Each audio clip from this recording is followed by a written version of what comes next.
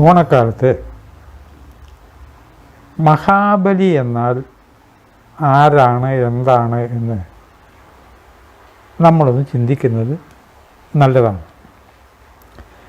മഹാബലി ഇപ്പം ആരായാലും വേണ്ടില്ല, കേരളം ഭരിച്ചാലും വേണ്ടില്ല, ധരിച്ചില്ലെങ്കിലും വേണ്ടില്ല. നമ്മുടെ ജീവിതമായിട്ട് എന്താ ബന്ധം? ഒരു എഴുത്തുകാരൻ എന്നുള്ള നിലയ്ക്ക് എൻ്റെ എല്ലാ പ്രഭാഷണങ്ങളും തെറ്റേത് ശരിയേതെന്നല്ല, നമുക്ക് ഇന്നത്തെ ദിവസം ആകുന്ന എന്താണ് പഠിക്കാനുള്ളത്, എടുക്കാനുള്ളത് എന്നാണ്. നമ്മൾ മഹാബലി ആണോ? മഹാബലി എന്ന് പറഞ്ഞാൽ ബലിയുടെ കാര്യത്തിൽ മഹാൻ എന്നാണ് അർത്ഥം. ബലി എന്ന് പറഞ്ഞാൽ ഉപേക്ഷിക്കുക, ഇതാണ്. അപ്പം ഏതൊന്നിനെയും ബലി കൊടുക്കാൻ യാതൊരു മടിയും മഹാബലിക്ക് ഇല്ല. കർണൻ്റെ കഥ കേട്ടിട്ടുണ്ടാവുമല്ലോ. എന്താ ചോദിച്ചു വെച്ചാൽ കൊടുക്കും. അങ്ങനെ കുറച്ച് ഓവറായിപ്പോയി, അത് കർണന് ദോഷം ചെയ്തു എന്ന് ഒരു സാധാരണ ആപേക്ഷികമായ അർത്ഥം. ഇതിൽ ഗുണവും ഇല്ല ദോഷവും ഇല്ല. അപ്പോൾ മഹാബലിയെ സംബന്ധിച്ചിടത്തോളം അങ്ങോട്ട് ഉപേക്ഷിക്കാൻ യാതൊരു മടിയും മഹാബലിക്ക് ഇല്ല. അങ്ങനെ ഏറ്റവും ആകർഷണീയമായ ഗുണങ്ങളാണ് മഹാബലിക്ക് ഉള്ളത്. അപ്പോൾ ആര് വന്നിട്ട് എന്ത് ചോദിച്ചാലും കൊടുക്കും, ഭൂമി കൊടുക്കും. കൊടുക്കുന്ന കാര്യത്തിൽ മിടുക്കൻ. പിന്നെ എവിടെ തെറ്റുപറ്റിയേ? മഹാബലിക്കൊരു തെറ്റുപറ്റിയിട്ടുണ്ടല്ലോ. എൻ്റെ ഒരു അനുഭവമാണ് പറയുന്നത്. ഒരു വേദിയിൽ സംസാരിച്ചു കൊണ്ടിരിക്കുകയാണ്. യുവാവായുള്ള ഒരു കളക്ടർ, ആദ്യമായിട്ട് പോസ്റ്റ് കഴിഞ്ഞിട്ട് ബന്ധാകുന്നുണ്ട്, കളക്ടറുണ്ട്. പിന്നെ സമൂഹത്തിലെ ഉന്നതനായിട്ടുള്ള ഒരു വ്യക്തി ഇപ്പുറത്തുമുണ്ട്. അവരുടെ പ്രസംഗം കഴിഞ്ഞിട്ട് ഞാൻ മഹാബലിയുടെ അർത്ഥം പറഞ്ഞുകൊണ്ടിരിക്കെ എന്തും കൊടുക്കാൻ സൗകര്യം. ഇപ്പുറത്തിരിക്കുന്ന പ്രധാന വ്യക്തി ഒരു അഭിഭാഷകനായിരുന്നു.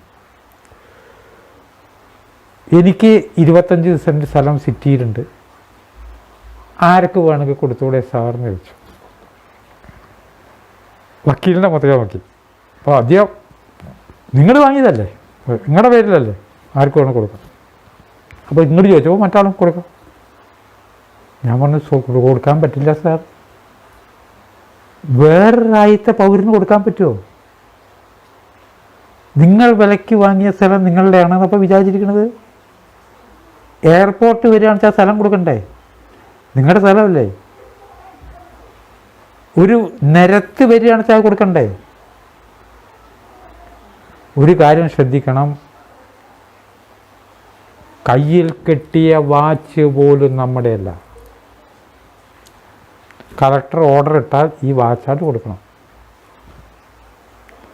കണ്ടോ, ഈ മഹാബലിക്ക് പറ്റിയ തെറ്റ് നമുക്കും പറ്റുന്നു. ഇതൊന്നും എൻ്റെ അല്ല, എനിക്ക് ഇതിൻ്റെ കൈവശാവകാശം മാത്രമേ ഉള്ളൂ. ഏത് കാര്യത്തിൻ്റെ എന്ത് കണ്ടിട്ടാ എൻ്റെ വീട് ഞാൻ എന്തൊക്കെ ചെയ്തു അറിയോ? ഞാൻ എൻ്റെ മക്കളെ എങ്ങനെ വളർത്തിയതാണെന്നറിയോ? ഇന്നാളോട് പോയിക്ക് ഞാൻ എന്തൊക്കെ ചെയ്തിട്ടുണ്ടെന്ന്, എന്തൊക്കെ ചെയ്തു എന്ന്. ഇത് മുഴുവൻ ആരുടെ നിയന്ത്രണമാണ്? കൈവശാവകാശമേ നമുക്ക് ഏത് വസ്തുവായിട്ടുള്ളൂ, നമ്മുടെ അല്ല. പിന്നെ ആരുടെ വേണമെങ്കിൽ ഗവൺമെൻറ്റിൻ്റെ എന്ന് പറയാം. ഗവൺമെൻറ്റിൻ്റെ ആണോ? ഒരു വേറെ ചോദ്യം. സുനാമി ഒന്നാ കൊടുക്കില്ല എന്നുകൊണ്ട് ഗവൺമെൻറ് ഓർഡർ ഇട്ടാലോ? സമുദ്രമേ നീ ഇങ്ങോട്ട് വരരുത്, ഓർഡർ. ഇന്ന വരെ തിര വരാവൂ, പറ്റില്ല. മഴ ഇത്രയേ പെയ്യാവൂ, പറ്റില്ല. അപ്പം അങ്ങനെ വരുമ്പോൾ വളരെ വലിയ ഒരു പ്രപഞ്ചശക്തിയുടെ നിയന്ത്രണത്തിലാണ് നമ്മൾ. നമ്മൾ അതിൻ്റെ കൈവശാവകാശം മാത്രമാണ്. മക്കളിൽ കൈവശാവകാശം ഏത് കാര്യത്തിലും ഇത് മഹാബലി മറന്നു. ഇതാ എത്ര വലിയ പാവട്ടോ പറ്റിയേ, കഴിഞ്ഞില്ല. തൻ്റെ അടുത്ത് വന്ന് ദാനം ചോദിച്ചൊരു വ്യക്തിയോട് ഇത്ര മതിയോ? എന്നോട് ദാനം ചോദിച്ചവന് പിന്നെ വേറൊരാളുടെ മുമ്പിൽ കൈ നീട്ടേണ്ടി വരരുത് പറഞ്ഞ വരിയാണ്. നമ്മൾ ചിന്തിക്കണം, ജീവിതത്തിൽ, നിത്യജീവിതത്തിൽ നാം പറയുന്ന ചെറിയ ഒരു വരിയുടെ റിയാക്ഷൻ പോലും നമുക്ക് വരുന്നുണ്ട്. നാം പറയുന്ന വരികളുടെ റിയാക്ഷനാണ് നമ്മൾ അനുഭവിക്കുന്നത്.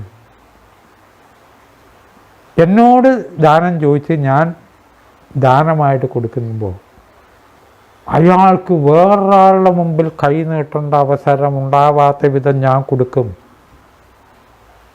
വിനയപൂർവ്വം ചോദിക്കുകയാണ്, ആരാ അത് പറയാം? നമ്മൾ കോടീശ്വരന്മാരുടെയൊക്കെ ലിസ്റ്റ് ഇടയ്ക്ക് പേപ്പറിൽ വായിക്കാറുണ്ട്. എത്ര കാലം അവർ കോടീശ്വരന്മാരായിരിക്കും? അവർ വേറെ പല നിയമത്തിൻ്റെയും ശക്തിയുടെയും നിയന്ത്രണത്തിലല്ലേ. മിനിറ്റ് വെച്ച് ഇതല്ലാതെ ആയിക്കൂടെ? സഹിക്കാം. മഹാബലി ഈ പറഞ്ഞതും പൊറുക്കാം. ഞാൻ മഹാബലിയോട് ഈ പറഞ്ഞതിനും പൊറുക്കണം. അദ്ദേഹത്തിൻ്റെ ഒരു കാര്യത്തിൽ വെച്ചിട്ട് ഈ ഭൂമിയിൽ അവനവൻ്റേതായി എന്താണുള്ളത്? ഞാൻ ഇവിടെ വെറും കൈയായി ജനിച്ചതാണ്. ഒരു സ്കൂൾ മാഷയുടെ മകനായിട്ട്, പ്രഭാകരമേനോൻ എന്നാണ് അച്ഛൻ്റെ പേര്, ജനിച്ചവനാണ്. ശൂന്യമായ കൈകളോട്.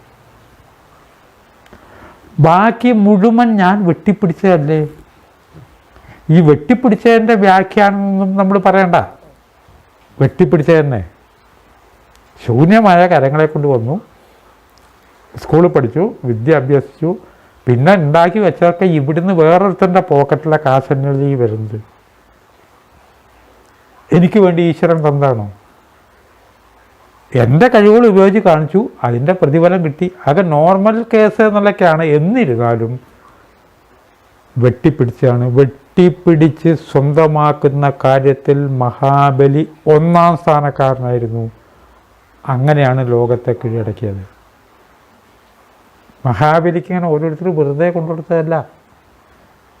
മഹാബലി യുദ്ധം ചെയ്തു. അല്ല, അന്നത്തെ കാലത്ത് യുദ്ധം ചെയ്യാമല്ലോ, അത് വേറെ ചോദ്യം.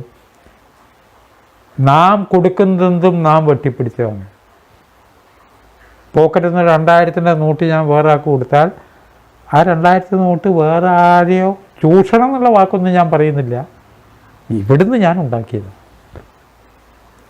ഒരു ഗ്ലാസ് വെള്ളം കൊടുക്കുമ്പോൾ നമ്മൾ നിർമ്മിച്ച വെള്ളമാണോ അത്? മഴയിലൂടെ വെള്ളം കിട്ടി, നമ്മളൊരു പാത്രത്തിലാക്കി ഒരാൾക്ക് കൊടുത്തു. അങ്ങനെ മുഴുവൻ വെട്ടിപ്പിടിച്ച് വെക്കുക. ഒന്നും എൻ്റേതല്ല, എല്ലാം എൻ്റേതാണ് എന്ന വിചാരം വരുമ്പോൾ പ്രകൃതി ശക്തി ഒന്ന് റിയാക്ട് ചെയ്യും. ഇത്രയേ ഉള്ളൂ. ഇതൊക്കെ എൻ്റെ മോൻ അങ്ങനെ വല്ലാതെ പറയരുത്. എൻ്റെ മോള്, എൻ്റെ വീട്, എൻ്റെ മോളുടെ കാര്യം ഞാൻ നിശ്ചയിക്കും, എൻ്റെ വീടിൻ്റെ കാര്യം ഞാൻ നിശ്ചയിക്കും. ഞാൻ നിശ്ചയിച്ചു ഇതങ്ങോട്ട് കൊടുക്കാൻ. എനിക്ക് ആരുടെയും ഒരു പെർമിഷനും വേണ്ട. അല്ല, ഇതൊന്നും നമ്മുടേതല്ല. ഇത്രയും കഴിഞ്ഞിട്ട് ലോകത്തിലെ ഏറ്റവും വലിയ ചക്രവർത്തി എന്ന ബിരുദം കിട്ടാൻ പോകുമ്പോൾ പ്രപഞ്ചശക്തി പരീക്ഷിക്കും. നമ്മളില്ലേ ഡോക്ടർ എന്ന് പറഞ്ഞിട്ട് വയ്ക്കുമ്പോൾ ഒരു ബിരുദവും കിട്ടിയിട്ടില്ല. മരുന്ന് കൊടുക്കും, ഓപ്പറേഷൻ നടത്തുമ്പോൾ എന്ത് സംഭവിക്കും? ഒരു ശക്തിവിശേഷം വരും, അതിന് വല്ല ഉദ്യോഗസ്ഥന്മാരുണ്ടാവും. നിങ്ങളുടെ സർട്ടിഫിക്കറ്റ് ഒന്ന് കാണണം, നിങ്ങൾ എന്ത് കണ്ടിട്ടാ ശസ്ത്രക്രിയ നടത്തിയാൽ ചോദിക്കില്ലേ? അതുപോലെ ഏറ്റവും വലിയ യജ്ഞം നടക്കുമ്പോൾ എന്ത് സംഭവിക്കും? പ്രകൃതി ശക്തി ഇടപെട്ടു. മഹാബലി അവിടെ വലിയ ദാനത്തിലടിയിരുന്നു. വാമനൻ അവിടെ നിന്ന് വരുന്നു. വാമനൻ ഈ പ്രകൃതി ശക്തി വരുന്നു. എന്തും ഉപേക്ഷിക്കാൻ താൻ തയ്യാറാണ് എന്ന മഹാബലി എന്ന ശക്തി. ഈ മഹാബലിയെ പരീക്ഷിക്കാൻ പ്രപഞ്ചശക്തി വാമനൻ അഹങ്കാര വിഷത്തെ വമിപ്പിച്ച് കളയുന്ന ശക്തിവിശേഷം. ഈ ശക്തിവിശേഷങ്ങൾ രണ്ടും ഇപ്പം ഞാൻ പറയുന്നതിൽ പടിക്ക് പുറത്തിപ്പോൾ നിൽക്കുകയാണ്, വാമനം വരാൻ പോവുകയാണ്. ഇത് നമ്മുടെ അകത്ത് നടക്കുന്ന ഒരു കാര്യം ആണ്. നമ്മുടെ അകത്ത് നടക്കുന്ന കാര്യം എന്ന് പറയാൻ കാരണം എന്താ? ഇപ്പോൾ സാധാരണ ഗതിയിലേച്ചാൽ വാമനന് മഹാബലിയെ ഒന്നും ചെയ്യാൻ പറ്റില്ല. നമ്മൾക്കൊരു പ്രതിരോധ ശക്തി ഉള്ളപ്പോൾ ഒരു സൂക്കടും വരില്ല. നല്ല പ്രതിരോധ ശക്തിയുണ്ട്. വളരെ ചെറുപ്പക്കാർ മഴയൊക്കെ നടന്നിട്ടുണ്ടെങ്കിൽ അവർക്കൊരു സൂക്കടും വരില്ല. അല്ലാത്ത വയസ്സായവർ ഈ കോഴിക്കോട്ടെ മഞ്ഞ് സഹിക്കാൻ കഴിയാത്തതുകൊണ്ട് തല മൂടി കൊടുക്കണം. കാരണം പ്രതിരോധ ശക്തിയുണ്ട്. അപ്പോൾ ഈ നമ്മളെ ആക്രമിക്കാനുള്ള രോഗബീജങ്ങൾ, ബാക്കി കാര്യങ്ങൾ ആക്രമിക്കാനുള്ള ഒരു ശക്തിവിശേഷം നമ്മളിലുണ്ട്. അത് അനുകൂല ശക്തി 51% ആണെങ്കിൽ നമ്മൾ നിലനിട്ടു. വസൂൽ രോഗാണുക്കൾ ഇവിടെയൊക്കെ ഉണ്ട്. പക്ഷേ പ്രതികൂല ശക്തിയെ അനുകൂല ശക്തി അതിനെ ഒരു വോട്ടിന് കൂടുതലാണെങ്കിൽ കേടൊന്നും വരില്ല. വാർദ്ധക്യത്തിലെത്തുമ്പോൾ അതിൻ്റെ റേഷ്യോ മാറും. പ്രതികൂല ശക്തി 49 വരുത്തും, 51 നിൽക്കുന്നത്.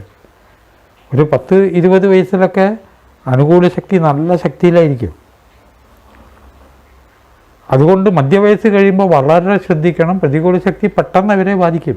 തീരെ ചെറിയ കുട്ടികൾക്കും പെട്ടെന്ന് സൂക്കട് വരാനുള്ള കാരണം അതാണ്. ഒരു സൂക്കട് അതിലെ പോകുമ്പോഴേയും ചെറിയ കുട്ടിക്ക് വരാൻ കാരണം റെസിസ്റ്റിംഗ് പവർ കുറവാണ്. അങ്ങനെ വരുന്ന സമയത്ത് വാർദ്ധക്യത്തിലൊക്കെ എത്തുമ്പോൾ ചെറിയൊരു മഴവെള്ളൽ മതി, ചെറിയൊരു വീഴ്ച മതി. കാരണം 49-51 നിൽക്കുകയാണ്. അതിലത്തെ ഒരു വോട്ട് ഇപ്പുറത്തേക്ക് പോകുന്നുണ്ടെങ്കിൽ സംഭവം കഴിഞ്ഞു, 2 വോട്ട്. ഇതാണ് പ്രതിരോധ ശക്തി, റെസിസ്റ്റിംഗ് പവർ. ഇതിൻ്റെ ദേവത ഉണ്ട്, ആ ദേവതയുടെ പ്രതിഷ്ഠയുണ്ട്. അത് വേറെ വിഷയം പിന്നെ പറയാവുന്നതാണ്. ഇവിടെ ഈ മഹാബലിയെ അപ്പോൾ ഒന്നും ചെയ്യാൻ പറ്റില്ല. നമുക്കറിയാം, നമ്മളിപ്പോൾ ഒരു നിയമത്തിൻ്റെ വ്യവസ്ഥയിലല്ലേ ജീവിക്കുന്നത്.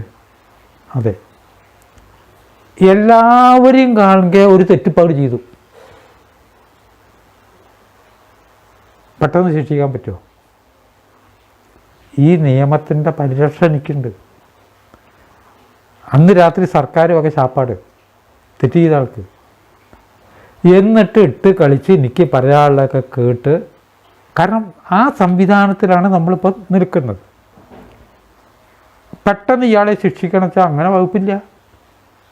കാരണം അത് നിയമം ശരിയാവണം, അത് കോടതിയിൽ തെളിയിക്കണം. അപ്പോൾ ഒന്നും ചെയ്യാൻ പറ്റില്ല. പോലീസുകാർ പറയും ഇപ്പോൾ ഒന്നും ഇപ്പോൾ ചാർജ് ചെയ്യാൻ നിവൃത്തിയില്ല. ഒരു വകുപ്പ് ചാർജ് ചെയ്യണമെങ്കിൽ നിവൃത്തിയില്ല, എന്തെങ്കിലും ഒരു കാര്യം കിട്ടണ്ടേ. അപ്പം നോക്കുമ്പോൾ ഒരു 49 പ്രതികൂലം, അഹങ്കാരവശം ഒരു 49, അനുകൂലമായിട്ട് 51% നന്മ ചെയ്തിട്ടുണ്ട് മഹാബലി. പിന്നെ എന്താ പെട്ടെന്ന് ചെയ്യാൻ പറ്റുമോ? പെട്ടെന്ന് അറസ്റ്റ് ചെയ്യാൻ പറ്റുമോ? എല്ലാവരും ചെയ്യുന്ന അനുകൂലമായ കാര്യമില്ലേ. അഴിമതിക്കാരെന്ന് നാട്ടുകാരൊക്കെ വിളിച്ചാൽ നമ്മൾ കുറേ പേർക്ക് ഈ കാശൊക്കെ കൊടുക്കുമ്പോൾ അവർ നമ്മുടെ ഭാഗം നിൽക്കില്ലേ? അയ്യോ അത് വെറുതെ പറയാട്ടോ ഉണ്ണിയേട്ടനെ കുറിച്ച് എന്ന് പറയില്ലേ? കവിഭാവനയാണ് മഹാബലിയെ ഒന്നും ചെയ്യാൻ പറ്റില്ല. ആ വാമനം വന്നിരുന്നാലും പെട്ടെന്നൊരാളെ വെടിവെച്ച് കൊല്ലാൻ പറ്റാത്ത മാതിരി, അതിന് ചില നിയമത്തിൻ്റെ കട്ടൊക്കെയല്ലേ. ആ സമയത്ത് നമുക്ക് ഈ പ്രതിരോധ ശക്തി ഒന്ന് കുറയുമ്പോൾ സൂക്കിട് വരും. ഡോക്ടർ ചോദിക്കുക എന്തേ പറ്റിയല്ല, തൃശ്ശൂർ പൂരം കാണാൻ പോയി, അന്ന് ഉറക്കം വെച്ചു, തലേ ദിവസം ഉറക്കം വെച്ചു, പിന്നെ പതിവായിട്ട് കഴിക്കുന്നത് 2 കിലോ കൂടുതൽ തിന്നു. അപ്പോൾ നമ്മൾ തെറ്റ് ചെയ്തു. അപ്പോൾ പ്രതിരോധ ശക്തി കുറഞ്ഞു, അപ്പോൾ സൂക്കിട് വന്നു. വീട്ടിൽ കല്യാണം കഴിഞ്ഞിട്ട് പിറ്റേ ദിവസം അമ്മ വയ്യാതെ നടക്കും, കാരണം 2 ദിവസം ഓടി നടക്കലാണല്ലോ. അപ്പം അങ്ങനത്തെ കല്യാണമൊന്നുമില്ല എങ്കിൽ പോലും. ശുക്രാചാര്യരാണ് ഗുരുനാഥൻ, ഇപ്പുറത്തുണ്ട്. ശുക്രാചാര്യർ ഒരു കാര്യം പറഞ്ഞു, ഇത് പ്രധാനപ്പെട്ട ഒരു ചടങ്ങാണ്. പരീക്ഷ വരും. ഇപ്പോൾ ഒരാൾ വരുന്നുണ്ട്, ശിക്ഷിക്കാൻ വേണ്ടിയാണ് വരുന്നത്, ശ്രദ്ധിക്കണം. ഒരു ഉദ്യോഗസ്ഥനോട് ചിലർ പറയില്ലേ, ഇപ്പം കണ്ടമാനം കോടികൾ ഉണ്ടാക്കിയിട്ടുണ്ട്, ശ്രദ്ധിക്കണം. CBI ഉദ്യോഗസ്ഥൻ വരും, ആ വരുന്ന ആൾ CBIയിലാണ്, ഇപ്പോൾ മഫ്തിയിലാണ് വന്നത്, ശ്രദ്ധിക്കണം പറഞ്ഞു. ആരാണ് ഈ ശുക്രാചാര്യർ? അസുര ഗുരുവാണ്. അത് ശരി, അസുരൻ്റെ ഗുരു ദേവൻ്റെ ഗുരു രണ്ടും ഉണ്ടോ? ഉണ്ട്. ആദ്യം അസുരൻ എന്താണെന്ന് നമ്മൾ മനസ്സിലാക്കണം. അപ്പോൾ ആ ഗുരു, ശുക്രഗുരു എന്ന് പറഞ്ഞാൽ എന്താണ് നമ്മുടെ ജീവിതത്തിൽ എന്ന് പറയും. അതിന് സിവിൽ നിയമമുണ്ട്, ഈശ്വര നിയമമുണ്ട്. സിവിൽ നിയമമാണ് അസുരൻ്റെ ഗുരു, ഈശ്വര നിയമമാണ് വസിഷ്ഠൻ, വിശ്വാമിത്രൻ. ഇതാണ് ശുക്രാചാര്യർ. അദ്ദേഹം പറഞ്ഞു സൂക്ഷിക്കണം, വരുന്നത് വാമനനാണ്, പരീക്ഷിക്കാൻ വരികയാണ് എന്ന് പറഞ്ഞു. കഷ്ടകാലത്തിന് ഉടനെ മറുപടി എന്താ പറഞ്ഞാൽ അറിയോ? ഈ മറുപടി ഞാനൊക്കെ കേട്ടിട്ടുണ്ട്, ചിലരോട് പറയുമ്പം കിട്ടും. എൻ്റെ ശമ്പളക്കാരൻ എന്നെ ഉപദേശിക്കാൻ നിൽക്കണം, വന്നിട്ട് നമ്മുടെ തലയിൽ കയറി കളി തുടങ്ങി. ഒരു ഗുരു ഉണ്ടാവട്ടെ വെച്ചിട്ട് ഗുരുവിന് വേണ്ടുന്ന ചോറും താമസിക്കാൻ സൗജന്യ പാർപ്പിടവും ടെലിഫോണും ഒക്കെ ഗുരുവിന്, ഓടെ വണ്ടി ഡ്രൈവർ, ഇത്രയായിട്ടൊരു ഗുരുവിനെ വെച്ചിട്ട് ഒരു ആൾക്കൂട്ടത്തിൽ വെച്ചിട്ട് നമ്മളൊന്ന് ഷൈൻ ചെയ്യണ സമയത്ത് അവസാനം നമ്മളെ കയറി പഠിപ്പിക്കലാണ്. അതൊന്നും പഠിത്തം വേണ്ട എന്ന് പറഞ്ഞു. ഗുരുനിന്ദ അങ്ങോട്ട് വന്നപ്പോൾ എന്തായി? ഒരു വ്യക്തിയുടെ ജീവിതത്തിന് നമ്മൾ വിചാരിക്കുന്നതല്ല പരാജയം. നമ്മുടെ മുഴുവൻ കാര്യവും പല ഗുരുക്കന്മാരിൽ നിന്ന് കിട്ടിയതാണ്. ഗുരു അല്ലാതെ വേറൊന്നുമില്ല. ഞാൻ ഈ പറയുന്നത് മുഴുവൻ ഞാൻ ഉണ്ടാക്കി കൊടുത്താ. മഹാബലി സ്വന്തം സമ്പാദിച്ചല്ലോ, ഇവിടുന്ന് കിട്ടിയതല്ലേ. എൻ്റെ ഗുരുക്കന്മാർ, ആരാധ്യരായ ഗുരുക്കളുടെ മാരുടെ പേര് പറയുമ്പോൾ കണ്ണ് നിറയും. അവരിൽ നിന്ന് കിട്ടിയതൊക്കെ. ആ ഗുരു നിന്ദ അങ്ങോട്ട് വന്നതും റെസിസ്റ്റിംഗ് പവർ കൂടി, പുഞ്ചിരിയോടുകൂടിയാണ് വാമനൻ വന്നത്. എതിരായിട്ട് വരുന്നത് വാമനനാണ് എന്ന് ശുക്രാചാര്യർ പറഞ്ഞപ്പോൾ എന്തുകൊണ്ടോ അദ്ദേഹത്തെ നിഷേധിക്കാൻ തോന്നിയത്. നമ്മുടെ ജീവിതത്തെപ്പറ്റി നാം ശ്രദ്ധിച്ചിട്ടുണ്ടോ? ചില ഗുരുക്കന്മാരും കാരണവന്മാരും നമ്മോട് ചില കാര്യം പറയും. ആ സമയത്ത് പരമപുച്ഛത്തോട് കൂടിയിട്ട് അവരെ നമ്മൾ നിഷേധിക്കാറില്ലേ? ഇപ്പോൾ ഈ സമയത്ത് ഈ കൊടുങ്കാറ്റുള്ളപ്പോൾ ബൈക്ക് എടുത്ത് ഇന്ന സ്ഥലത്തേക്ക് പോകണ്ടെന്ന് രക്ഷാകർത്താക്കളോ ഗുരുക്കന്മാരോ നമ്മോട് പറയാറില്ലേ? നമ്മൾ കേൾക്കാറുണ്ടോ? ഞാൻ എവിടെയൊക്കെ പോയോനാ, ഞാനാ ആരാ മോൻ എന്നറിയോ എന്ന് ചോദിക്കാറില്ലേ? അതേപോലെ ഇദ്ദേഹത്തിന് പറ്റി വാമനൻ വന്നു. വാമനൻ ശിക്ഷിക്കുമെന്ന് മഹാബലിക്ക് അറിയാം. നമ്മളാകുന്ന മഹാബലി, ഈ കഥയിലെ മഹാബലി നമ്മളാണ്, ശുക്രാചാര്യർ നമ്മളാണ്, വാമനൻ നമ്മളാണ്. നമ്മളാകുന്ന വാമനൻ അറിയാം ഇങ്ങനെയൊക്കെ ഉണ്ടാവും ജീവിതത്തിൽ നിന്ന്. ചേർന്നതൊക്കെ പിരിയും, അധികകാലം ഉണ്ടാവില്ല. ഉള്ളിൽ അറിയില്ലേ, എല്ലാ കാലവും എനിക്ക് പിടിച്ചു നിൽക്കാൻ പറ്റില്ല എന്ന് നമുക്കറിഞ്ഞൂടെ. ഈ സമ്പത്ത് മുഴുവൻ നമ്മൾ ഉപേക്ഷിക്കേണ്ടി വരുമെന്ന് നമുക്ക് അറിഞ്ഞൂടെ. ചുറ്റും കാണുന്ന ഓരോരുത്തർക്കും മാരകമായ രോഗം വരുമ്പോൾ എനിക്ക് രോഗം വരുമെന്നറിഞ്ഞൂടെ, മരണമുണ്ടാകുമെന്നറിഞ്ഞൂടെ. അതിവേഗത്തിൽ വാഹനം ഓടിച്ച് മത്സരിക്കുമ്പോൾ ഒരു ചോദിക്കുക, എന്തിനത്ര വേഗത്തിൽ? ചത്താൽ ചാവട്ടട എന്നൊരു ഭാവം നമ്മുടെ ഉള്ളിലുണ്ട്. അതിനെ തിയറി ഓഫ് കോംപ്ലിമെൻ്ററി എന്ന് പറയും. അത് വികസിക്കുമ്പോഴാണ് അത് മരണമായിട്ട് മാറുന്നത്. ആഗ്രഹിച്ചാണ് നടക്കുന്നത്. ഓരോരുത്തരും ആഗ്രഹിക്കുന്നതും പ്രകൃതിശക്തി നടത്തി കൊടുക്കുന്നുണ്ട്. മഹാബലിയുടെ ആഗ്രഹമാണ് വാമനൻ സാധിപ്പിച്ചു കൊടുത്തത്. രാവണൻ്റെ ആഗ്രഹമാണ് സാധിപ്പിച്ചു കൊടുത്തത്. രാവണന് വല്ലാത്ത മോഹമുണ്ടായിരുന്നു രാമൻ്റെ കൈ കൊണ്ട് തന്നെ തീരണമെന്ന്. നമ്മളുടെ ബോധമനസ്സിൻ്റെ 1000 ഇരട്ടി ശക്തിയുള്ള ഉപബോധ മനസ്സ് പലതും പറയുന്നുണ്ട്. നമ്മൾ വിചാരിക്കണമെന്നല്ല. നമ്മൾ സിംഹാസനം മാത്രമേ കാണുള്ളൂ. ഉപബോധ മനസ്സിൽ ഇപ്പോൾ ഈ സിംഹാസനത്തിൽ നിന്ന് ഇറങ്ങിയിട്ട് ഇന്നോടത്തി പോയിട്ട് കാട്ടിൽ പോയിട്ട് ഇന്നോടത്തി പോയി അവിടുത്തെ വ്യാജവാട്ടിന് ഭയങ്കര പവറാണ്. അത് കഴിച്ച് ആശുപത്രിയിലായി മരിക്കണം എന്നുള്ള ആഗ്രഹം ഉള്ളിൽ കിടക്കുന്നുണ്ട്, ഉറങ്ങി കിടക്കുന്നുണ്ട്. ചോദിച്ചാൽ ഒരു ചോദ്യത്തിൻ്റെ ഉത്തരമായിട്ട് ഇതൊന്നും പറയൂല. ഒരു ചോദ്യം ചോദിച്ചാൽ അങ്ങനെ നല്ല ഉത്തരം പറയാം. എൻ്റെ ആഗ്രഹങ്ങൾ പലതാണ്. ലോകാസമസ്ത സുഖിനോ ഭവന്തു, ലോകത്തിന് മുഴുവൻ സുഖം കിട്ടട്ടെ എന്നെൻ്റെ ആഗ്രഹം എന്നൊക്കെ ഇൻ്റർവ്യൂവിൽ പറയുന്നതാണ്. അപ്പോൾ വാമനൻ വന്നപ്പോൾ അങ്ങേ എങ്ങനെയാണ് സൽക്കരിക്കേണ്ടത്? അങ്ങേക്ക് എന്താ വേണ്ടത്? എനിക്ക് 3 അടി മണ്ണ് വേണം എന്ന് പറഞ്ഞു. അപ്പം സാധാരണഗതിയിൽ ഇതൊരു പരിഹാസമാണല്ലോ, അല്ലേ? പക്ഷെ ആ വരിയുടെ അർത്ഥം നമ്മൾ മനസ്സിലാക്കണ്ടേ? വലിയ ഒരു ശക്തി ഉള്ള ഒരാൾ നമ്മളെ കാണാൻ വരുന്നു. അങ്ങയുടെ ഒരു സഹായം വേണം. ഞാൻ ഇയാളെ സഹായിക്കാൻ ആരാന്ന വിചാരം? അപ്പം അവിടെ സഹായം എന്നുള്ളതിൻ്റെ അർത്ഥം മറ്റൊന്നാണ്. ഒരു വളരെ വലിയൊരു VIP എന്നെ വിളിച്ചു, കാരണം താങ്കളുടെ ഒരു ഹെൽപ്പ് കിട്ടിയേ പറ്റും.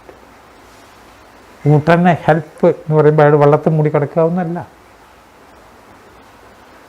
അതിൻ്റെ മീനിങ് നമ്മൾ സഹായം എന്നോ ഹെൽപ്പ് എന്ന് പറയുമ്പോഴോ അതല്ല. കാരണം പറയുന്ന വ്യക്തി ആരോടാണ് പറയണമെന്ന്. അപ്പോൾ 3 അടി മണ്ണ് വെച്ചാൽ നമ്മൾ വിചാരിച്ച പോലെ 3 അടി മണ്ണ അത് ചോദിക്കാൻ ഒരാൾ വരുമോ?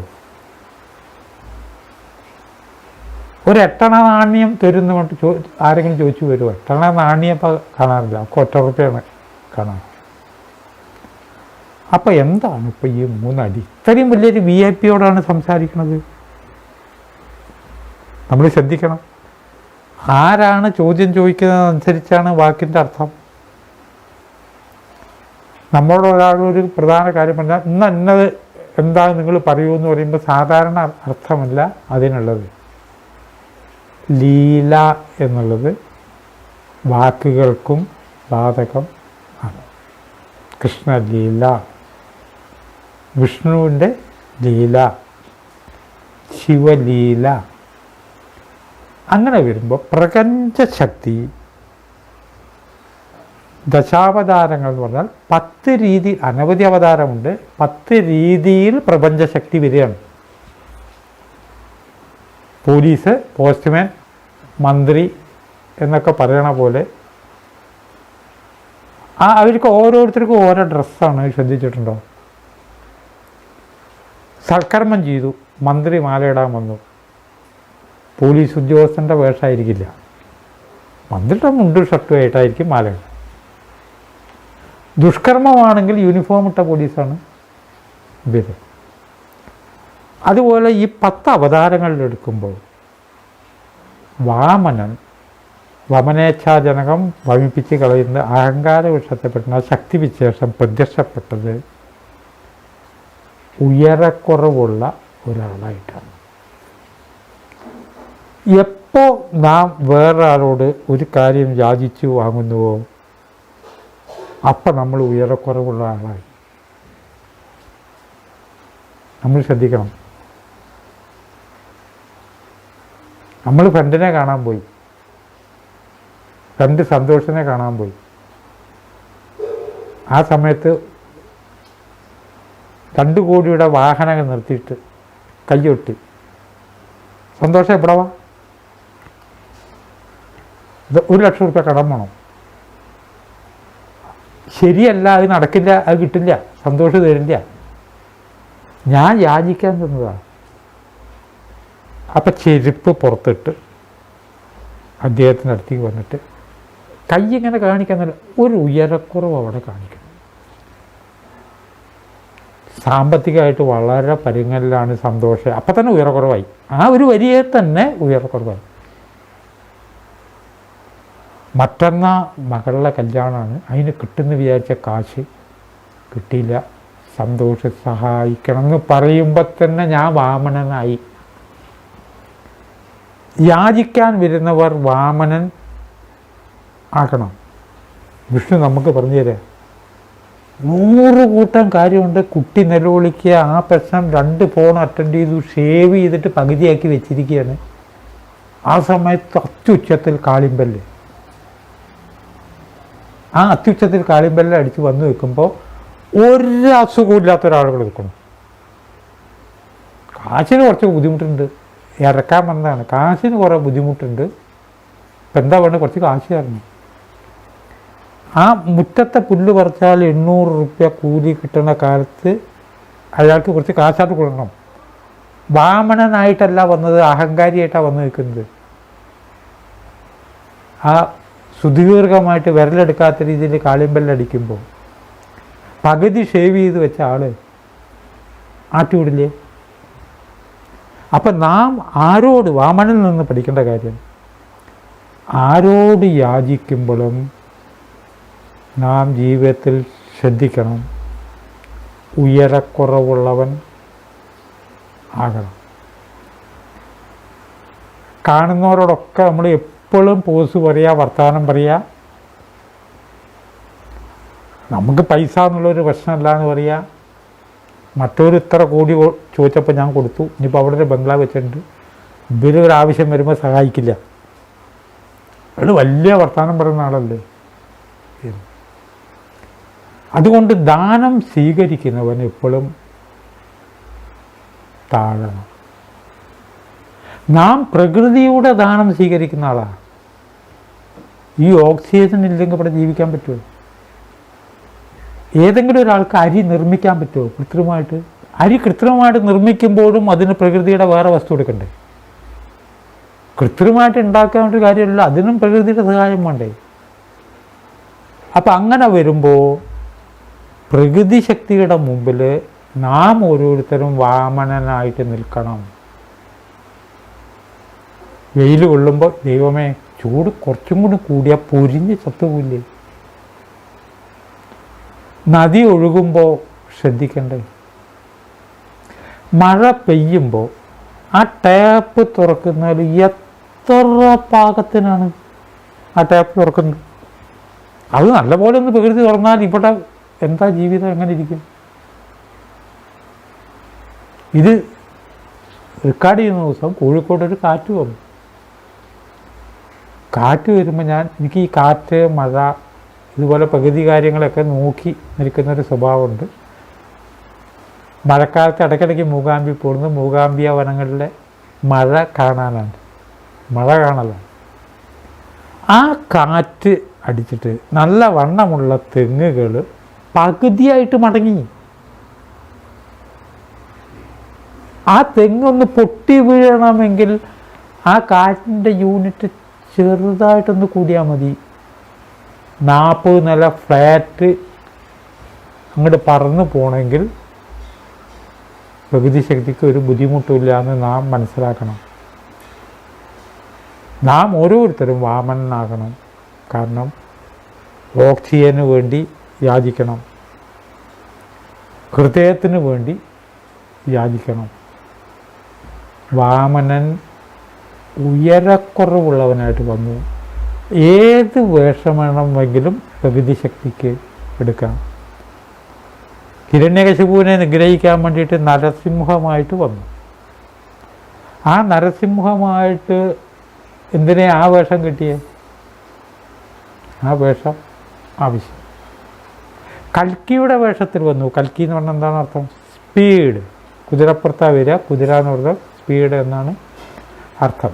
ലോകത്തിൻ്റെ അന്ത്യം നോക്കണ്ട, അവനവൻ്റെ അന്ത്യം വരെ വേഗത വർദ്ധിച്ചത് കൊണ്ട് ആയിരിക്കും.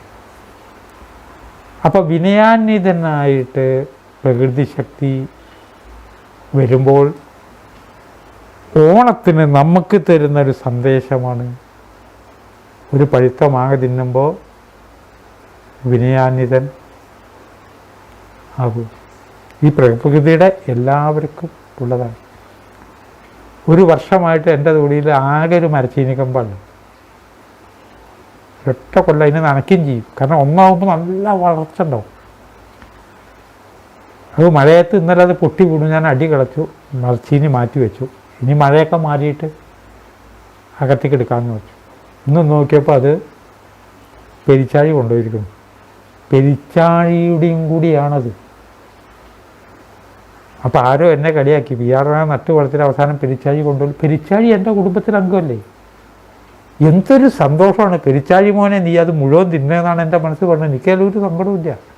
ഇതെല്ലാവരും കൂടിയാണ്. കിളികളുടെയും വൃക്ഷങ്ങളിലൊക്കെയാണ്. എൻ്റെ എന്ന് പറയരുത്. ഈ വിനയം കൊണ്ട് 10 അവതാരങ്ങളിൽ ഉയരക്കുറവുള്ളവനാവണം. ഒരു കഞ്ഞി കുടിക്കണമെങ്കിലും രാവിലെ പൊന്തണം, ചുണ്ടൊന്ന് താങ്ങണം. അപ്പോൾ ഞാൻ പറഞ്ഞു നിർത്തിയത്, ഓണക്കാലത്ത് കേട്ടിരിക്കുന്ന അങ്ങോട്ട് പറഞ്ഞു നിർത്തിയത്, വാമനൻ വന്നു നിൽക്കുന്നു, മഹാബലി ഇവിടെ ഉണ്ട്. ശുക്രാചാര്യർക്ക് ചെറിയൊരു മൂടൗട്ടുണ്ട്. കാരണം ശിഷ്യം വല്ലാതെ ചീത്തറിഞ്ഞല്ലോ. എൻ്റെ ശമ്പളക്കാരൻ എന്നെ ഉപദേശിക്കേണ്ടെന്നുള്ള രീതിയിൽ പറഞ്ഞല്ലോ. വാമനൻ വന്നിട്ട് മഹാബലിയോട് 3 അടി മണ്ണ് ചോദിച്ചു. ഈ പ്രപഞ്ചത്തിൽ ധാരാളം കണക്കുകളുണ്ട് 3-ൻ്റെ. അതെന്ത് 4 അടി എന്ന് പറയാഞ്ഞ് 2 അടി എന്ന് പറയായിരുന്നില്ലേ? എന്താ ഈ 18-ാം പടി എന്ന് പറയണത്? അപ്പം 3-ൻ്റെ കുറേ കണക്കുകളുണ്ട്, 4-ൻ്റെ കണക്കുകളുണ്ട്, 5-ൻ്റെ കണക്കുകളുമുണ്ട്. 5 എന്ന് പറയുമ്പോൾ ഉടനെ ശ്രദ്ധിക്കണം. പഞ്ചഭൂതങ്ങൾ, പഞ്ചേന്ദ്രിയങ്ങൾ, പഞ്ചകോശങ്ങൾ, അനവധി 5കളുണ്ട്. 4 എന്ന് പറയുമ്പോൾ വ്യത്യാസമുണ്ട്. അനവധി 4കളുണ്ട്. 4 വേദങ്ങൾ ഒക്കെ 4. 3 എന്ന് പറയുമ്പോൾ കാര്യമായിട്ട് 3 ഗുണങ്ങളാണ്. സത്വഗുണം, രജോ ഗുണം, തമോ ഗുണം. 3 ഗുണങ്ങൾ തീർന്നില്ല. ജാഗ്രത്, സ്വപ്നം, സുഷുപ്തി, 3 സ്റ്റേജിലാണ് നമ്മളിപ്പോൾ ജീവിക്കുന്നത്. ഇത് അറിയാത്തവർക്ക് വേണ്ടി വ്യക്തമാക്കുകയാണ്. ആരാധ്യരായുള്ള പ്രേക്ഷകരിൽ ഭൂരിഭാഗവും ഇതൊക്കെ അറിയാവുന്നവരാണെന്ന് അവരുടെ പ്രതികരണത്തിൽ നിന്ന് എനിക്ക് മനസ്സിലാവണമെങ്കിലും അറിയാത്തവർക്ക് വേണ്ടി പറയുകയാണ്. ക്ഷേത്രത്തിൽ പ്രദക്ഷിണം വയ്ക്കുമ്പോൾ ഒന്ന് ചുറ്റി വന്നപ്പോൾ ജാഗരാവസ്ഥയാണ് 1-ാം സ്ഥാനം. ജാഗ്രത് എന്ന അവസ്ഥ എന്ന് പറഞ്ഞാൽ ഞാനിപ്പോൾ സംസാരിക്കുന്നു, ജാഗരൂകനായിരിക്കുക എന്ന പദം എന്നാണ് വന്നത്.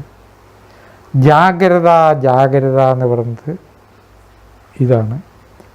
ഇപ്പം ജാഗരാവസ്ഥയാണ്. ഇത് കേൾക്കുന്ന പ്രേക്ഷകർ ജാഗരാവസ്ഥയിൽ ഇരുന്നിട്ടാണല്ലോ അത് കേൾക്കുന്നത്. അതുകൊണ്ടാണല്ലോ നാളെ ചോദിക്കുക എപ്പോഴേ കേട്ടെ. അത് ഇന്നലെ ഒരു 4 മണിക്ക് യൂട്യൂബിൽ ആണ് കേട്ടത്. അപ്പോൾ 4 മണി എന്നുള്ളത് ജാഗരാവസ്ഥ. നമ്മളൊക്കെ രാവിലെ ഉണീറ്റാൽ ജാഗരാവസ്ഥയിലാണ്. പി ആർ നാഥൻ കഥ എഴുത്തുകാരനാണെന്നുള്ളത് ജാഗരാവസ്ഥയിലാണ് കേട്ടോ. നിങ്ങൾക്ക് എന്താ പണി എന്ന് ചോദിച്ചാൽ കുറച്ച് കഥയും സാഹിത്യമൊക്കെ ഉണ്ട് എന്ന് പറയുന്നത് ജാഗരാവസ്ഥയാണ്. കേട്ടിരിക്കുന്ന ആൾ വക്കീലാണെന്നും വേറെ ആൾ ഡോക്ടറാണെന്നും വേറെ ആൾ അധ്യാപനം ജാഗ്രതയാണ്. ഈ ജാഗരാവസ്ഥ മാറുന്നുണ്ടല്ലോ കിടന്നുറങ്ങുമ്പോൾ. ഉറങ്ങിക്കഴിഞ്ഞാൽ രാജാവും ഭിക്ഷക്കാരനും മന്ത്രിയൊക്കെ തുല്യല്ലേ? ഉറങ്ങിക്കഴിഞ്ഞാൽ നമ്മൾ ജഡ്ജിയാണെന്നോ മന്ത്രിയാണെന്നുള്ള വിചാരമുണ്ടോ? നമുക്ക് ആർക്കും ഉറങ്ങിയാൽ മുഴുവൻ കഴിഞ്ഞു, ലയിച്ചു. ആ ലയത്തിൻ്റെ അർത്ഥം തന്നെ നമ്മളൊന്ന് ചിന്തിക്കേണ്ടതാണ്. ലയം എന്നുള്ള വാക്ക് എങ്ങനെ വന്നു? മൂലാധാര ചക്രത്തിൽ നിന്ന്, മൂലാധാര ചക്രത്തിൻ്റെ മൂലമന്ത്രമാണ് ലാ ലാ എന്നുള്ള അക്ഷരം. അവിടുന്ന് നമ്മൾ പോയി പിന്നീടുള്ള അവസ്ഥയെ വിളിക്കുന്നതാണ് സ്വപ്നാവസ്ഥ എന്ന്. 2ാമത്തെ സ്റ്റേജ്. നമ്മൾ സ്വപ്നാവസ്ഥയിലേക്ക് പോകുന്നുണ്ട്. അതുകൊണ്ടാണ് മരണം ഇങ്ങനെ ചുറ്റും വന്നാൽ നമുക്ക് പേടിയില്ലാത്ത കാരണം ഈ റിവേഴ്സിൽ എപ്പോഴും നടക്കുകയുള്ളൂ. നമ്മളിപ്പോൾ ഇങ്ങനെ എപ്പോഴും ജാഗരാവസ്ഥയിലാണെങ്കിൽ നമ്മൾ നിൽക്കാൻ പറ്റില്ല. കാരണം മരണം ഇങ്ങനെ കാണുമ്പോൾ നമുക്ക് ഉണ്ടാവില്ല എന്നുള്ള വിചാരം വരും. ഉടനെ സ്വപ്നാവസ്ഥയിലേക്ക് മാറുമ്പോൾ സ്റ്റേജ് മാറി. എപ്പോഴും സ്വപ്നം കാണുന്നുണ്ടോ? നിദ്ര എന്നല്ല അവസ്ഥ, സ്വപ്നം എന്ന്. ധാരാളം സ്വപ്നം നമ്മൾ കണ്ടുകൊണ്ടിരിക്കേണ്ടത്. അത് വേറെ ലോകമാണ്. ഒരു സ്വപ്നത്തിൽ 1.5-2 മണിക്കൂറൊക്കെ നീണ്ടു നിൽക്കുന്ന ഒരു കാര്യം കാണുമ്പോൾ 50 സെക്കൻഡ് പോലും വേണ്ടാത്രേ. ടൈം എന്ന് പറയുന്നത് നമ്മൾ ഇതല്ല. ഒരു ദിവസം വല്ലാതെ ക്ഷീണിച്ച ഒരു ദിവസം ഞാനൊരു സ്വപ്നം കണ്ടു. ടെൻഷനോട് ടെൻഷൻ, തിരക്കിട്ട് എന്തൊക്കെ ചെയ്യണമെന്നറിയില്ല. അപ്പോൾ പണ്ട് പ്രോഡമണ്ട് ഓഫീസിൽ ഉദ്യോഗസ്ഥനായിരുന്നു. പിന്നെ തിരക്ക് വർദ്ധിച്ച് എഴുത്തുകാരെന്നുള്ള എനിക്കൊക്കെ തിരക്ക് വർദ്ധിച്ചപ്പോൾ റിസൈൻ ചെയ്തതാണ്. അന്നത്തെ കാലഘട്ടം കുറേ തിരക്കുകൾ, സമയത്തിന് ഓഫീസിലെത്താൻ പറ്റുന്നില്ല, ടെൻഷൻ, അറ്റൻഡൻസ് രജിസ്റ്ററിൽ പല ദിവസവും വെട്ടിയിട്ടിരിക്കുന്നു. ചെന്ന ഉടനെ ഒപ്പിടണം എന്നുള്ളതും മറന്നിരിക്കുന്നു. ദൈവമേ, ഞാൻ ഇപ്പോൾ ഒപ്പിട്ടിട്ട് എത്ര കാലമായി? അപ്പോൾ ഈ മാസം ഒപ്പിടുക എന്നുള്ള കാര്യം മറന്നു. ഡെയിലി ലേറ്റായിട്ട് ഇങ്ങനെ ഇതിനാ ടെൻഷൻ. ഇതൊരു 5 മണിക്കൂർ കൊണ്ട് ഇപ്പോൾ ഞാൻ ഇപ്പോൾ ഈ വിസ്തരിച്ച സമയം വേണ്ട, സ്വപ്നം കാണാൻ ഏതാനും സെക്കൻഡാണ്. സ്വപ്നത്തിലെ ടൈമല്ല, ജാഗരാവസ്ഥയിലത്തെ ടൈം. അപ്പോൾ സ്വപ്നം നമ്മളിങ്ങനെ കണ്ടുകൊണ്ടിരിക്കും. 3ാമതൊരവസ്ഥയുണ്ട്, സ്വപ്നവും ഇല്ലാത്ത അവസ്ഥ. സുഷുപ്തി എന്നാണ് നമ്മളതിനെ പറയുന്നത്. സ്വപ്നവും ഇല്ലാത്ത എന്ന് പറയാൻ, സുഷുപ്തിയെ പറ്റി പറയാൻ വേറെ വാക്കില്ലാത്തതുകൊണ്ട് പറയാണ്. സുഷുപ്തിയുടെ അർത്ഥം സുഷുപ്തി എന്നാണ്.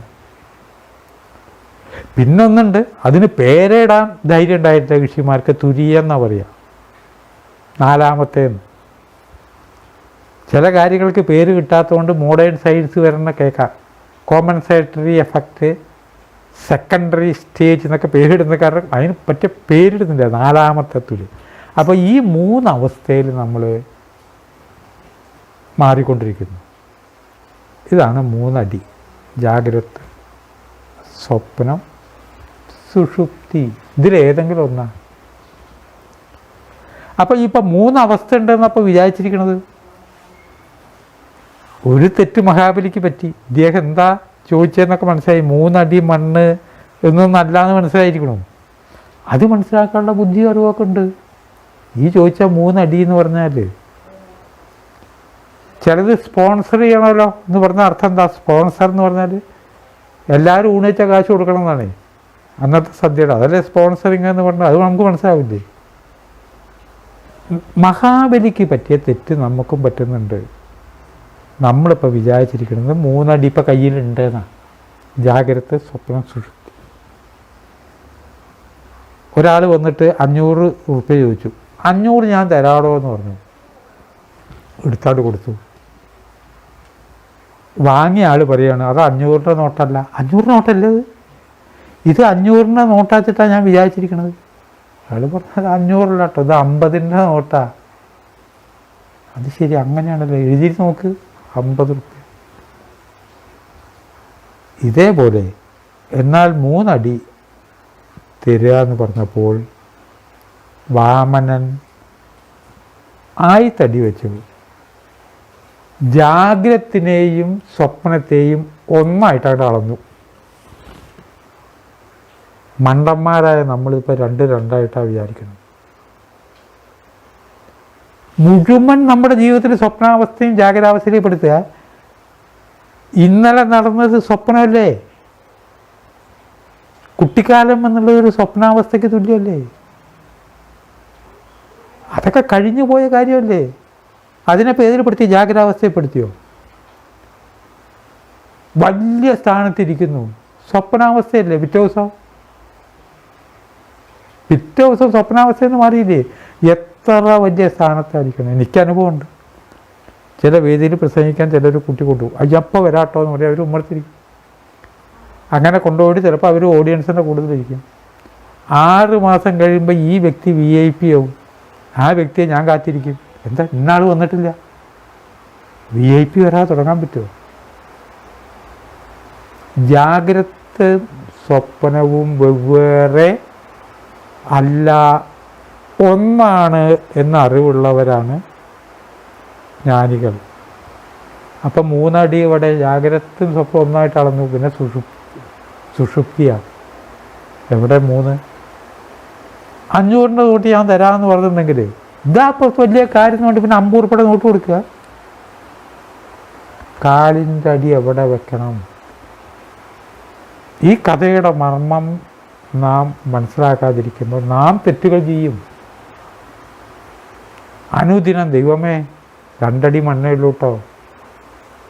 ജാഗ്രതയും സ്വപ്നത്തെയും ഒന്നാക്കി സുഷുപ്തി. ജാഗ്രതും സുഷുപ്തിയേ ഉള്ളൂ. ഇത് മുഴുവൻ സ്വപ്നം. അത് മുഴുവൻ ഒരു ഓർമ്മയിൽ നിൽക്കുകയാണ്. ഇത് എവിടെ നിൽക്കുകയാണ്? കമ്പ്യൂട്ടറിൻ്റെ പ്രാധാന്യം പോലും ഇല്ല ഒരു മസ്തിഷ്കത്തിന്. കാരണം മസ്തിഷ്കമാണ് പോയാൽ കഴിഞ്ഞില്ലേ? ഇത് എവിടെയും നിൽക്കില്ല. ഇതൊക്കെ ഒരു സ്വപ്നാവസ്ഥയല്ലേ ഈ കാണുന്നതൊക്കെ? സിനിമ സ്വപ്നം, ഇരുന്ന് കാണുന്ന സ്വപ്നം, മുഴുവൻ സ്വപ്നം. വാക്ക് കൊടുക്കുകയും ചെയ്തു. 2 അടി ഉള്ളു. 3-മത്തെ എവിടെ വെക്കണം എന്ന് ചോദിച്ചു. എൻ്റെ ശിരസിൽ വയ്ക്കുക എന്ന് പറഞ്ഞു. നമ്മളിപ്പോൾ 3 അടി ഉണ്ടെന്നാണല്ലോ വിചാരിച്ചിരിക്കുന്നത്. ആചാര്യന്മാർ പറയുന്നത് സ്വപ്നാവസ്ഥ മാത്രമേ നമുക്കുള്ളൂ, ജാഗ്രത ഒന്നുമില്ല. നമ്മൾ സ്വപ്നത്തിലാണ് ജീവിക്കുന്നത്, വർത്തമാനകാലത്തിലല്ല ജീവിക്കുന്നത്. മുഴുവൻ ജീവിതമണ്ഡലവും സ്വപ്നാവസ്ഥയാണ്. അപ്പോൾ സ്വപ്നവും സുഷുപ്തിയപ്പോഴുള്ളൂ, ഇല്ലാത്തത് ജാഗ്രതാവസ്ഥയാണ് എന്നുള്ളതാണ് സത്യം. എന്താ ഈ ശിരസിൽ പാദം വെക്കണം എന്ന് പറയാൻ കാരണം? അനുഗ്രഹിക്കുമ്പോൾ കാലുകൾ ശിരസിൽ വെച്ച് വേണം അനുഗ്രഹിക്കാൻ. പിന്നെ സാധാരണഗതിയിൽ നമുക്കൊരു പ്രാവർത്തിക ലോകത്ത് ഈ കാണുന്നവരെയൊക്കെ മുഴുവൻ അനുഗ്രഹിക്കുന്ന ആരെങ്കിലും അനുഗ്രഹം തേടി വന്നാൽ ഈ കാലെടുത്തിട്ട് തലയിൽ വെക്കുക എന്നുള്ളത് കുറച്ച് പ്രാവർത്തികമല്ലാത്തതിനാൽ കൈകൊണ്ട് അനുഗ്രഹിക്കുന്നതേ ഉള്ളൂ. പക്ഷേ ഏറ്റവും ശക്തമായത് പാദം കൊണ്ട് അനുഗ്രഹിക്കുന്നതാണ്. ഹിമാലയത്തിലെ പല മുനിമാരും പാദം കൊണ്ടാണ് അനുഗ്രഹിച്ചത്. അഹല്യയ്ക്ക് മോക്ഷം കൊടുത്തപ്പോൾ ആ കല്ലിൽ രാമൻ ചവിട്ടുകയാണ് ചെയ്തത്. അപ്പോൾ അഹം ഇല്ല, ഞാനെന്ന ഭാവമില്ല എന്നുള്ള അവസ്ഥ എത്തി. അഹല്യ എന്നുള്ള പേരിന് പല അർത്ഥങ്ങളുണ്ട്. ആദ്യത്തെ ഒരർത്ഥം പറയുകയാണ്. അതുകൊണ്ടാണ് ഹിമാലയ മുനിമാർ പലരും മരക്കൊമ്പിലിരിക്കുന്ന ഒരു ഗുരുവിനെ കാണാൻ പോയത് ഇപ്പോഴും ഓർക്കുകയാണ്. ഒരു ഗുരുവല്ല, അങ്ങനെ ധാരാളം ഗുരുവുണ്ട്. ഇന്ത്യ മുഴുവൻ യാത്ര ചെയ്തവർക്കറിയാം. എന്താ വെച്ചാൽ ആരെങ്കിലും കാണാൻ വന്നാൽ ഈ പാദം തലയിൽ വെക്കാൻ സൗകര്യം ആണ്. എന്തോ പാദം എന്ന് പറഞ്ഞാൽ നമ്മൾ മോശമാണ് എന്നൊരു വിചാരം നമുക്ക് ഉണ്ട്. പാദത്തിൻ്റെ പ്രാധാന്യമുണ്ട്. അത് ആകാശതത്വം, നമ്മുടെ കരങ്ങൾ, വായു, പാദങ്ങൾ, അതുകൊണ്ടാണ് നമുക്ക് നടന്നു പോകാനായിട്ട് കഴിയുന്നത്.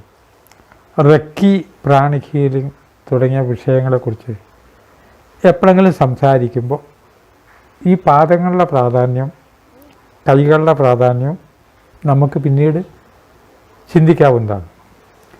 ഈ കാല് തലയിൽ വെച്ചു കഥാരൂപത്തിൽ വന്നപ്പോൾ ചവിട്ടിത്താഴ്ത്തി എന്ന് പറയാം.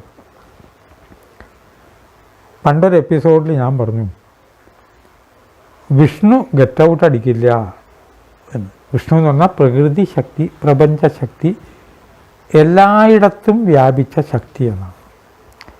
അപ്പോൾ വിഷ്ണു ഇല്ലാത്ത സ്ഥലമില്ല. വിഷ്ണുവിന് ഉയർച്ചയും താഴ്ചയും അങ്ങനെ ഉണ്ടോ? ഈ ദ്വൈതത്തിലേക്ക് വന്ന നമ്മളെ സംബന്ധിച്ചിടത്തോളം ഉയർച്ച, താഴ്ച അതുണ്ടോ പ്രകൃതിയിൽ? ഒന്നാം തരത്തിൽ നിന്ന് 2ാം ക്ലാസ്സിലേക്ക് ആയി, 3ാം ക്ലാസ്സിലേക്കായി ഉയർച്ച നമുക്കുണ്ട്. LD ക്ലാർക്ക്, UD ക്ലാർക്ക് നമുക്ക് ഉയർച്ചയുണ്ട്. പ്രപഞ്ചത്തിൻ്റെ ടോട്ടാലിറ്റിക്ക് എവിടെ ഉയർച്ച താഴ്ച? ഒരു റൗണ്ട് എടുക്കൂ, ഒരു വൃത്തം. ആ വൃത്തം എന്നുള്ളതാണ് വൃത്തി എന്ന വാക്ക് വന്നത്. തുടക്കില്ല അവസാനം ഒരു വൃത്തം എടുക്കണം. ആ വൃത്തത്തിൽ എവിടെയാണ് താഴെ മുകളിലുണ്ടോ? ഒരു ചക്രം കിടക്കുമ്പോൾ താഴ്ത്തലുണ്ടോ ഉയർത്തലുണ്ടോ? ഇത് വാമനനാണ്, വിഷ്ണുവാണ്. അപ്പം താത്തുക എന്നല്ല, താത്തുകയല്ലേ വേണ്ടത്? അത് വേറെ ചോദ്യമാണ്. കാമുകൻ കാമുകിയോട് നീ എൻ്റെ ഹൃദയത്തിൽ കുടിയേറി. അത്ര ആഴത്തിലാണ് കുടിയേറിക്കണം. എവിടെ? ഇവിടെ ഇതിനകത്ത് ആഴത്തിലാണ്. ഈ ആഴത്തിൽ കുടിയേറുകയല്ലേ വേണ്ടത്? താത്തുകയല്ലേ വേണ്ടത്? താത്തുക എന്ന് പറഞ്ഞാൽ എന്താണ്? താഴ്ത്തുക എന്ന് പറഞ്ഞാൽ നമ്മൾ ആ വാക്കൊന്ന് തെറ്റിദ്ധരിച്ചിരിക്കണു, എന്തോ കീപ്പട്ട് കൊണ്ടുപോകുക എന്നുള്ളതാണ്. വിഷ്ണു അത്ര ആഴത്തിൽ കുടിയേറി. അതലം, വിതലം, സുതലം, പല തലങ്ങളുണ്ട്. അതിലൊന്നാണ് പാതാളം. ആ സ്ഥലത്തേക്ക് കൊണ്ടുപോയിട്ട് ഇദ്ദേഹത്തെ ഉയർത്തി അവിടുത്തെ കാവക്കാരൻ, പരിചാരകൻ വിഷ്ണുവാണ്. മഹാബലിയുടെ അടുത്ത അംശം കൂടി പറയണം. തുടർന്ന് അദ്ദേഹത്തെ ഏറ്റവും വലിയ ജ്ഞാനിയാക്കി അദ്ദേഹത്തെ ഉയർത്തി മഹാബലി എന്ന പേരിൽ അറിയപ്പെടുന്ന രീതിയിൽ അദ്ദേഹത്തിൻ്റെ കാവൽക്കാരനായിട്ട് വിഷ്ണു മാറി. ആ തത്വത്തോടു കൂടി ചേർന്ന ഒരു കാര്യം കൂടിയുണ്ട്. ഈ യജ്ഞം നടത്താൻ വേണ്ടി കുറേ പൂക്കളൊക്കെ കൊണ്ടുവന്നു. പൂക്കളെല്ലാം കൊണ്ടുവന്ന് എന്തോ കുറച്ച് വൈകി, സമയം വൈകി, ഇതൊക്കെ ഉണങ്ങിപ്പോയി. പിന്നീട് പൂക്കൾക്ക് പോയപ്പോൾ കുറേ തുമ്പച്ചെടിയാണ് കൊണ്ടുവന്ന് വെച്ചത്. അപ്പം ഈ തുമ്പച്ചെടി ഇതിനെടുത്തതുമില്ല. കാരണം യജ്ഞത്തിൻ്റെ ക്ലൈമാക്സ് നടന്നില്ലല്ലോ. അപ്പം തുമ്പച്ചെടി കരയുന്നത് കണ്ടു. ഒരു കാര്യം മനസ്സിലാക്കണം, സകല ജീവികൾക്കും സകല ഉപകരണങ്ങൾക്കും ജീവനുണ്ട്, മനസ്സുണ്ട്. അതെവിടെയാ തൊട്ട് കാണിക്കാനൊന്നും പറയാൻ പറ്റില്ല. ഒരു ചെരുപ്പിനും കണ്ണടയ്ക്കും ശീലക്കൊടയ്ക്കും വരെ ജീവനുണ്ട്. മെതിയടിക്ക് ജീവനുണ്ട്. അങ്ങനെയാണല്ലോ മെതിയടി എന്നെങ്കിലും ഒരിക്കൽ നീ ഉന്നത സിംഹാസനത്തിൽ ഇരിക്കുന്ന വിഷ്ണു പറഞ്ഞു. ഒരാളെക്കുറിച്ച് ഏറ്റവും താഴെ നമ്മൾ പറയരുത്. അയാൾക്കൊരു നല്ല കാലം വരും. അവഗണിക്കുമ്പോൾ ശ്രദ്ധിക്കണം, കണ്ണെടുത്ത് വലിച്ചെറിയരുത്. സ്കൂളിട്ട് വന്നാൽ ചെരുപ്പ് വലിച്ചൊരേറ്, കുട അപ്പുറത്തേക്കൊരേറ്, സ്കൂൾ ബാഗ് എടുത്തൊരേറ്. അമ്മമാർ ഓടി വരുമ്പോൾ അമ്മയെ നോക്കിയിട്ട് സ്കൂൾ ബാഗ് എടുത്തൊരിട്ടാണ് നമ്മുടെ മുഖത്ത്. ചെരുപ്പിനും കുടയ്ക്കും സ്കൂൾ ബാഗിനും ഒക്കെ മനസ്സുണ്ട്.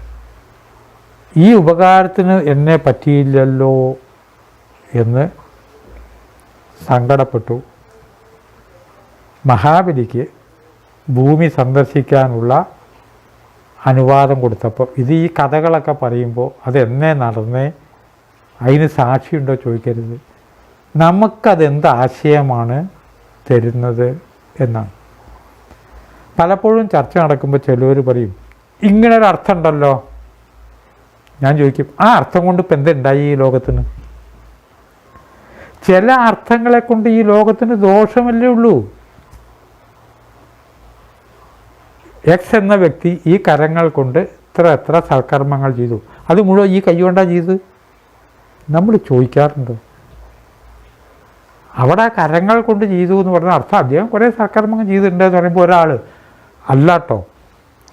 ഒരു തവണ ഈ കൈ കൊണ്ട് നിങ്ങൾക്ക് 12 വയസ്സുള്ളപ്പോൾ അറിയാതെ ചാണകാന്ന് വിചാരിച്ച് നിങ്ങൾ നാഴക്കാഷ്ടം കയ്യിലെടുത്തിട്ടുണ്ട്. എന്നിട്ട് തെളിവ് ഒരു കുഴപ്പമില്ല. ആ തെളിവ് കൊണ്ട് എന്താ ഇപ്പം സ്ഥാപിച്ചേ? ഒന്നും സ്ഥാപിക്കാം. ഈ കണ്ണുനീര് കണ്ടു ഞാൻ ഇനി എപ്പോൾ ഇവിടെ വരുമ്പോൾ അവിടെ തുമ്പപ്പൂ ഉണ്ടാകണം എന്ന് മഹാബലി ആഗ്രഹിച്ചു. ആ ആഗ്രഹം വിഷ്ണു സാധിപ്പിച്ചു കൊടുത്തു. നമ്മുടെ ഒക്കെ ആഗ്രഹം സാധിപ്പിച്ചു കൊടുക്കും. ശീലക്കുടയ്ക്കും ഇവിടെ കാണുന്ന ഓരോ വസ്തുക്കിനും ഓരോ ചരാചരത്തിനും മെതിയടിക്കും വരെ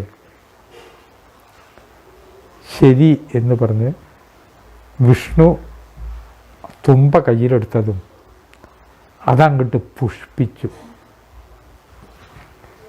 കഥയുടെ ശക്തിക്ക് വേണ്ടി പറയുന്നതായിരിക്കാം, അതുവരെ തുമ്പച്ചെടി പുഷ്പിച്ചിരുന്നില്ല. വാമനൻ കയ്യിലെടുത്തോടു കൂടിയാണ് പുഷ്പിച്ച്. നല്ല കവിഭാവന ആണ്. ആ കവിഭാവന എന്ന് പറഞ്ഞാൽ, കവിത എന്ന് പറഞ്ഞാൽ ജീവിതത്തിലെ സത്യമാണ്. തുടർന്ന് നമ്മൾ ചിന്തിക്കണം, ഇപ്പോൾ ഓണത്തിന് എത്ര തുമ്പച്ചെടി നമ്മുടെ പശ്ചാത്തലത്തിലുണ്ട് എന്ന ചിന്ത ഇവിടെ ഉണ്ടാകുന്നത് നല്ലതാണ്. തുമ്പല്ല. ഞാനിപ്പോൾ താമസിക്കുന്ന കോഴിക്കോട് മാങ്കാവിൽ വർഷങ്ങൾക്ക് മുമ്പ് ധാരാളം തുമ്പികളും ഉണ്ടായിരുന്നു. ആ തുമ്പികൾ ഇങ്ങനെ നിറന്ന് പറക്കുന്നത് കാണാൻ വലിയൊരു ഭംഗിയായിരുന്നു. കുട്ടിയോട് തുമ്പിയെ പിടിച്ച കഥയൊക്കെ നമ്മൾ പറയാറുണ്ട്. ഇന്ന് കുട്ടികൾക്ക് പിടിക്കാൻ തുമ്പി എന്ന വസ്തുവില്ല. ആ തുമ്പി ഇല്ലാതായിരിക്കാനും തുമ്പ ഉണ്ടാവാതിരിക്കാനുള്ള കാരണം എന്താണ് എന്ന് വിസ്തരിക്കാതെ തന്നെ സാമാന്യ ബുദ്ധിയുള്ള നമുക്കൊക്കെ അറിയാവുന്നതാണ്.